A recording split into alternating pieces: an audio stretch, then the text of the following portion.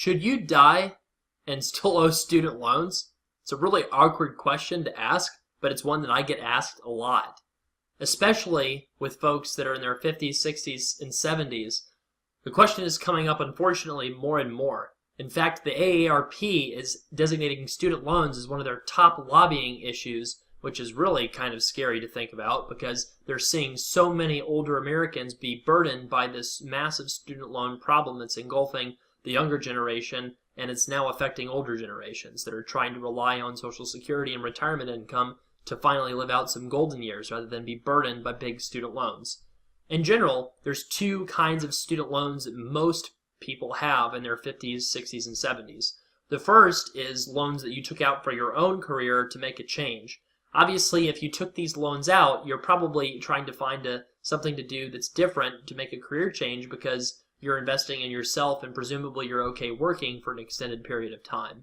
So if that's the case, then you probably have direct loans in your own name and you can use a payment plan like Revised Pay As You Earn to pay 10% of your income on these student loans. So if you're obviously in your 50s, 60s, or 70s, if you add 25 years to that age, just looking at the Social Security actuarial tables, we know that the majority of folks will probably not make it to the end of that 25-year period. I'm never saying that you would plan on that, and I'm not saying that you really dwell on that from a negative perspective, but the reality is that you have to look and see whatever makes the most sense for your individual circumstances relative to your financial goals. So say, for example, that you're 65 years old and you have $200,000 of student loans from going to law school. So that $200,000 of debt, you could put it on to Revised Pay As You Earn, pay 10% of your income. Let's say that you realize you made a mistake and you feel like you can't continue practicing as an attorney for the foreseeable future, and then you want to retire instead. Well, at 70, you could claim the max Social Security benefit and you could put your loan payments on a super low payment plan based on Revised Pay As You Earn. When you're 90 years old, the loans would be forgiven and you would make very minimal payments during that time period, and then you would owe taxes on the forgiven balance at the very end. That's interesting because most people will be able to use something called the insolvency rule to wipe away their tax burden if they don't have as much assets as liabilities.